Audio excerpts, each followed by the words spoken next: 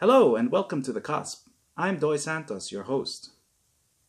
On this episode, we're going to be continuing with the series Can Duterte Avoid the Pitfalls of Marcos?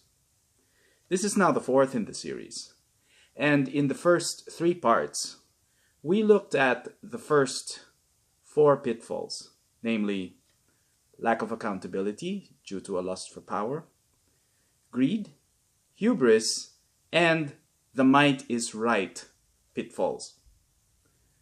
We analyzed each one and compared Marcos with Duterte. And by and large found that while Duterte definitely has some Marcosian leanings, he hasn't really succumbed to these moral failings yet, to the worst moral failings of Marcos yet. Now in this fourth installment, we're going to look at Marcos's debt-driven growth strategy, which many say was one of the biggest pitfalls that he fell into. In 1971, the Philippine debt stock stood at 2.4 billion US dollars. Only a decade later, in 1982, that grew to about 24 billion. By 1986, when Marcos stepped down, the external debt obligation of the country had reached 99% of our gross national income, in fact, or about 3 times the value of our exports at that time. So, how did the Philippines manage to grow its debt tenfold in a little over 10 years, you might ask? Just to put that into perspective for you, in the last 30 years, the debt stock of the Philippines has only tripled. So, Marcos expanded the debt stock 10 times in 1 decade. How did he manage to do that? Well, as I mentioned in the second installment of this series, Marcos was a master at convincing our Western allies at the time to unlock both military aid as well as commercial loans and as well as concessionary loans from the World Bank and IMF. He was able to do this with his technocrats, using the expertise of his economic team to convince the multilateral aid agencies and financial institutions to lend us money. At that time, the global financial markets were awash with money. All right, the Saudis had basically earned so much from from their collusions in OPEC, manipulating the oil price, making it go up. They'd invested it in the banks. The banks then needed to put that money to good use. And they started in Latin America and then eventually, expanded this to the Philippines. Now, having lived through that period, I can recall that it was almost every other month that the government was announcing or signing a new loan agreement with the IMF and World Bank. And in the back of my mind, even as a young lad at that time, I was wondering, well, how on earth are we going to pay for all this borrowing? Marcos's debt-driven growth strategy would have worked if the money, first of all, had been put into productive use. However, what happened was Marcos and his cronies didn't transform the economy by spawning new industries, as was the case in East Asia with the chaebols in South Korea and the keiretsus of Japan. Instead, they used the money to acquire stakes in existing companies in traditional and primary industries like agriculture, mining, as well as food and beverage, hospitality, airlines, gambling, and even the banks. I also mentioned that in part 2 of the series, Marcos had siphoned off as much as 10 billion US dollars through dummy companies in charge of many of the monopolies that he had set up.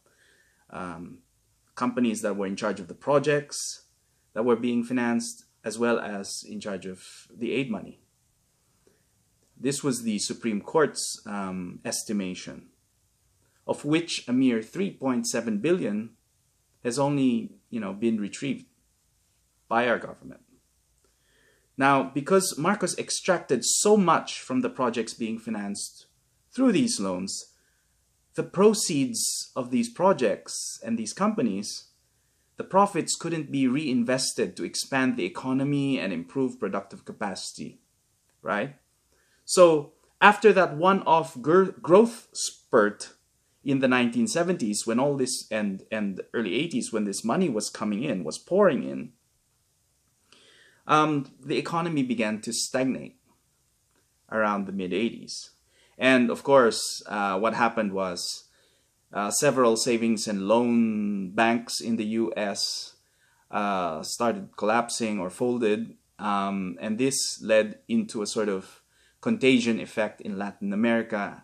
Some Latin American countries started to default on their loans, so the creditors started to turn off the tap, prevent new loans from being executed, and started collecting on those loans.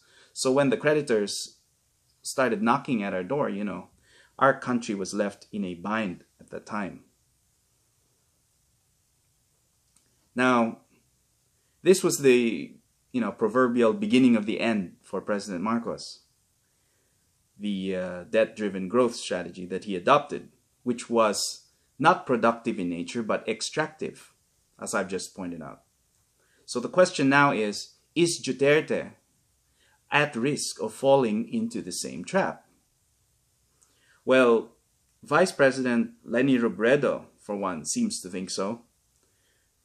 This time, she says the source of our credit is China, the People's Republic.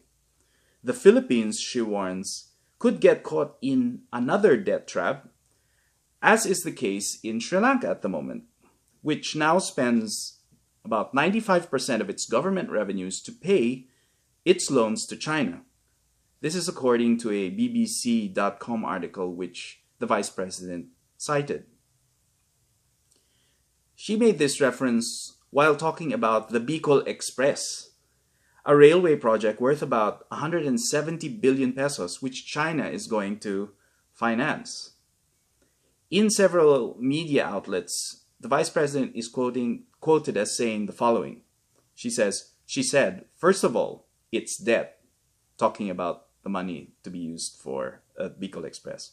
Very huge, 171 billion. That's very huge. Our fear is we might get stuck in a debt trap, like the one experienced by Sri Lanka. Of course, it's debt. We will be the ones to bear the burden. It should be decided on properly. End of quote. She goes on to suggest that the government look at other alternatives, such as the public-private partnerships program, which Duterte's predecessor and her political ally, former President Noynoy Aquino, championed during his administration.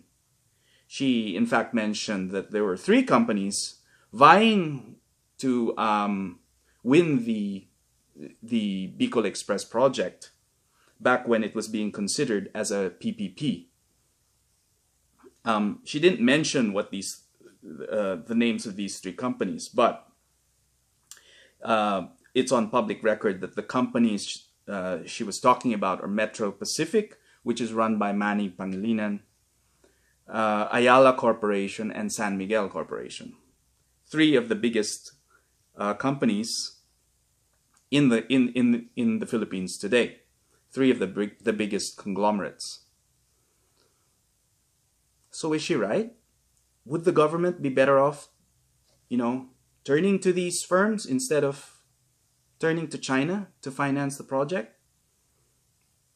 President Duterte, I'll just give you a little bit of background. President Duterte, in his state visit to Beijing, his first, brought home $23 billion worth of commitments from that trip.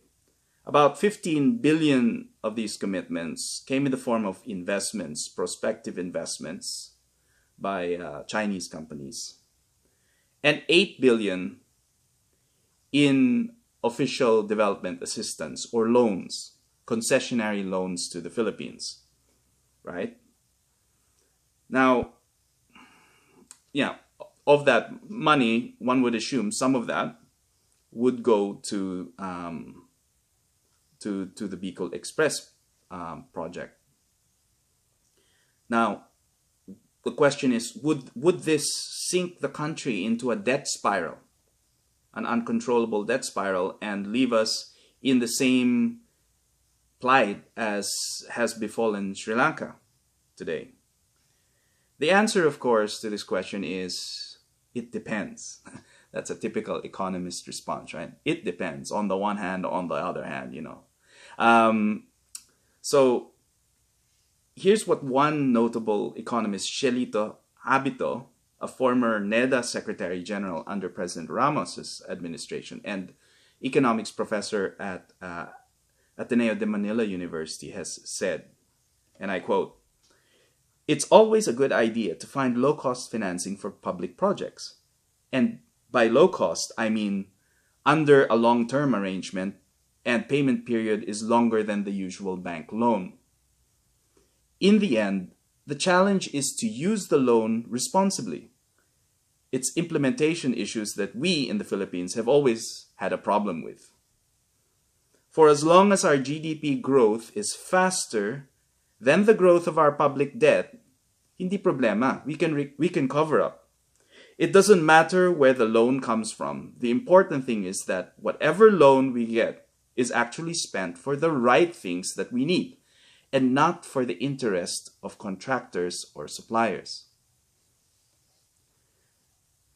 So that's end of quote, by the way. So to explain his statement in simple layman's terms, think of it this way. The nation's gross domestic product, or the output, the value of everything that we produce, be it in goods and services, the value of our economy expanded from a little under $200 billion in 2010 to about $285 billion in 2016.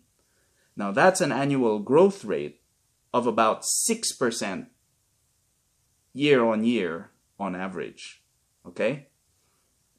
That's in real terms. We're taking away the effect of inflation here. All right? So the economy expanded by about 6% on average every year from 2010 to 2016.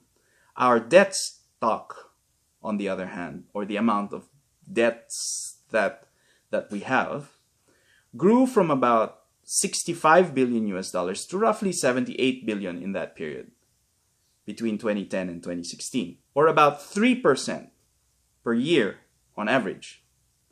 Now, as a result of this, our general government gross debt to GDP, which is the amount of money that the government owes to debtors, to creditors, the gross debt to GDP ratio went down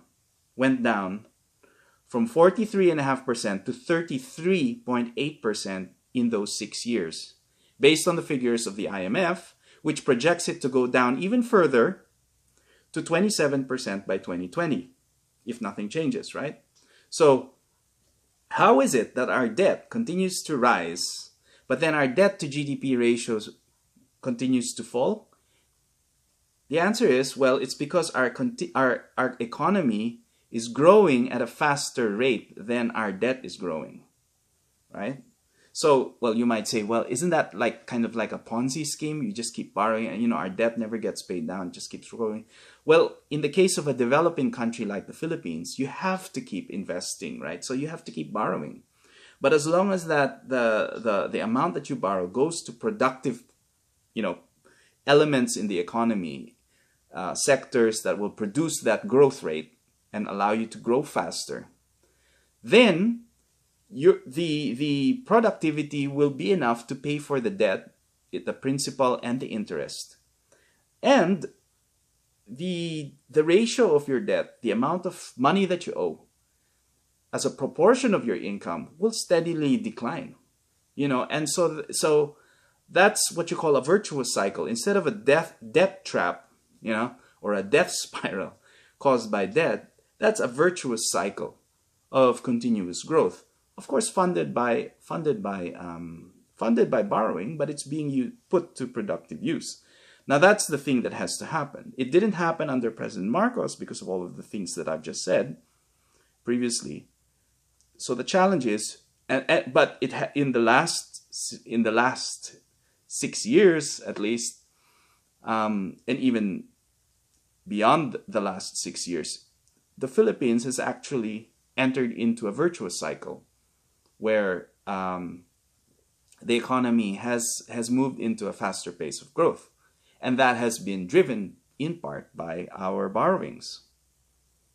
All right? So meanwhile, Sri Lanka's gross debt to GDP ratio stood at 78% in 2016. That's about 44 percentage points higher than the Philippines at that time. So meaning to say, the Philippine government would have needed to borrow an extra 128 billion US dollars in 2016, or roughly 6.4 trillion pesos, to be in the same position as Sri Lanka was in that year. 6.4 trillion pesos. That's nearly half, the economy, or more than twice the total debt stock that the Philippines has accumulated over its entire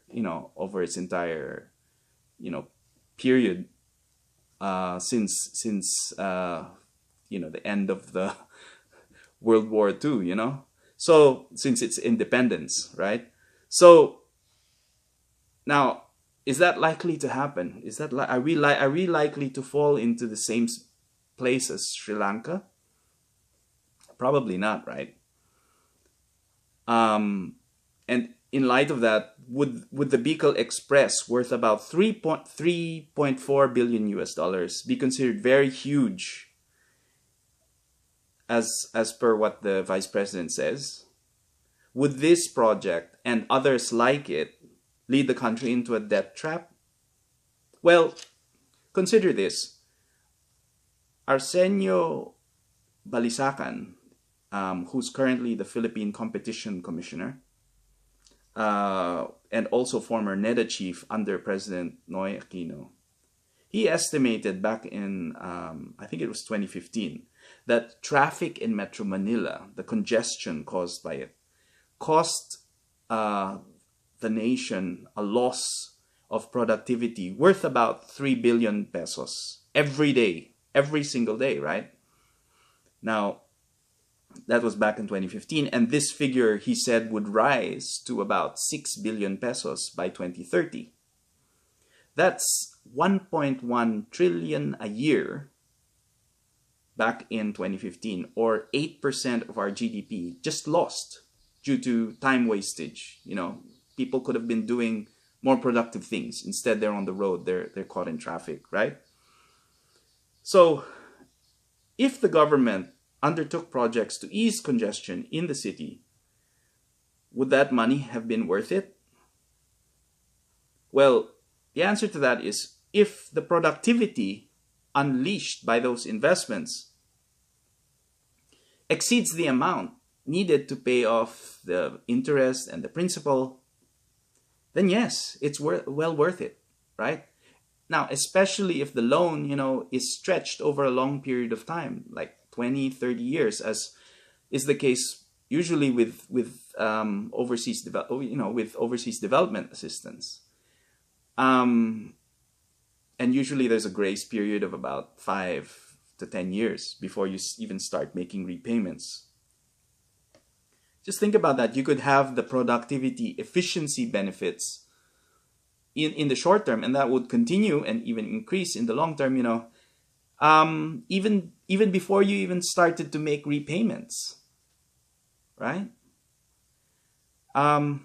So it's like borrowing money, to use another analogy. It's like borrowing money to expand a business. If the business owner can make enough money to cover the interest and the principal while growing his business, then it's well worth it, right? It all depends on how well the entrepreneur uses the capital to foster growth in the business. So if the Duterte administration can ensure that the borrowed capital is put to good use, as Shelito Abito says and other economists say, which means ensuring that the projects funded are the right projects to begin with, that they will unlock productivity, and that the implementation of these projects goes according to plan and isn't subject to corrupt practices, then it would be well worth it. The question then about should we borrow, or use some private capitalists, money to invest in the project, as the Vice President suggested. We do. To which I will add a third option, which is to raise government revenues to pay for the infrastructure projects. That's a separate question, of course. Altogether. That's a separate question as to whether we should spend on these projects or not. Of course, one thing worth mentioning here is that equity is a more expensive form of capital than debt. All right? When you finance a business, you have two choices, debt or equity, right? Debt or equity. Apart from, funding it from your internal operations, which would be raising revenues. But you either borrow or you find investors. Now, the borrowing rate is usually lower because the payments there are guaranteed. Equity investors demand a higher rate because they take on a greater risk.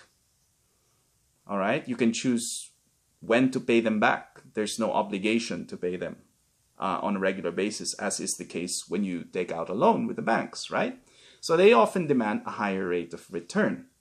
And these private companies, the three that I mentioned, Metro Pacific, Ayala, and San Miguel, they all have their own banks. So what's going to happen probably is they themselves are going to borrow at a low rate. And then the project that they run will need to achieve a higher rate than to pay the borrowing rate, a higher rate so that they can pay off their shareholders as well. Because, of course, they're all publicly listed companies. They have to report to shareholders. They have to, make sure that the capital invested in their company earns a decent rate of return for their investors. So that's what's going to happen. So that means using the PPP mode would cost the users of the infrastructure, mainly, in this case, the people in Naga, who are the Vice President's key constituents or first constituents as a congresswoman. It would cost them more than it would if the government borrows the funds at concessional rates and terms offered by a foreign government. It should also be worth mentioning here that the month after President Duterte returned from his first state visit to China, the NEDA, of which he's the notional chairman, issued the guidelines for awarding the contracts to official development assistance, and specifically to these projects that will be financed through ODAs that he signed up to during his trip. And the terms of which, enumerates that there should be competitive bidding, that the project should be the right types of projects. All of these best practices were stated in that. So if they implemented that, the guidelines, if they implemented these projects as per those guidelines, then that's the question. Usually, this is the test of whether the government can make better use of the money that it borrows, right? Of course, you could say that, well, in the case of PPPs, at least the users are the ones who are charged, not the taxpayers in general. Like, why should people in Mindanao and Davao be paying for the Bicol Express through their taxes? But that problem can be dealt with if there's a very equitable distribution, if there's a fair number of these projects and they're equitably spread across the nation. So then, all taxpayers pay for it, but then they all get something out of it in return, right? Of course, there's also the train package, the tax reform for acceleration and inclusion discussed in episode 2 of this podcast, that could net the government coffers an additional 60 to 150 billion pesos a year, depending on whose version, the House or the Senate, is adopted. But even at that low point of 60 billion pesos a year, Bicol Express could be paid off in less than 3 years from the proceeds of the train package alone. So is President Duterte likely to fall into a debt trap like Marcos did? We would have to wait and see. But given what I've already said in part 2 of this series regarding Duterte's seemingly austere lifestyle, meaning he's not going to extract for his own personal benefit, and today what I've said about the size of our nation's debt and the healthy fiscal position that it's in, it's probably unlikely, right? It's probably unlikely that at this point the government is poised to fall into a debt trap, especially with the experience that we've had under Marcos, where we have learned to be cautious, to be more cautious, and of course, where the freedom of the press, is still guaranteed. Unlike at the time of Marcos, when he was not accountable to anyone, where there was no public scrutiny, there were no effective checks and balances at the time. So given the history of our country, what our country has been through, it's understandable that there is some section of the population, and I don't blame the Liberal Party or former President Aquino, who was very hesitant to borrow in order to finance infrastructure projects. Given what the country went through, there was this very aversion and strong apprehension to borrow. But I think that was an overcorrection on their part. And what the country needs to somehow, if Duterte basically pulls us back to a more moderate level, not exactly the Marcosian levels of debt-driven growth and extractive behavior, rent-seeking behavior, not quite the conservative and cautious Aquino style of governance. If he just brings it back somewhere into the center, we'll end up in a better position than either cases, right? So that concludes this fourth in a series on Can Duterte Avoid the Pitfalls of Marcos. I hope you've been enjoying it so far. I think we're going to end it here unless I can think of more pitfalls to discuss. I'll keep it open-ended, right? I'm going to pivot now, and in the next episode, be talking about. We've been talking a lot about the negatives, the negative things that Duterte has to avoid. In the next few episodes, I'll probably be discussing, what are the positives? What are the things that are actually going for President Duterte? He's copped a lot of criticism for the things that he's done. But what are some of the things that we can actually praise him for and things that are going in his favor? Right, that'll be in the next episode. For now, I'd like to say thank you for watching, and please drop me a line using the Facebook and Twitter handles that you see there on the screen. Follow the link to my blog site and podcast. This has been another edition of The Cusp. It's been great to have you on. I'm Doy Santos, signing off.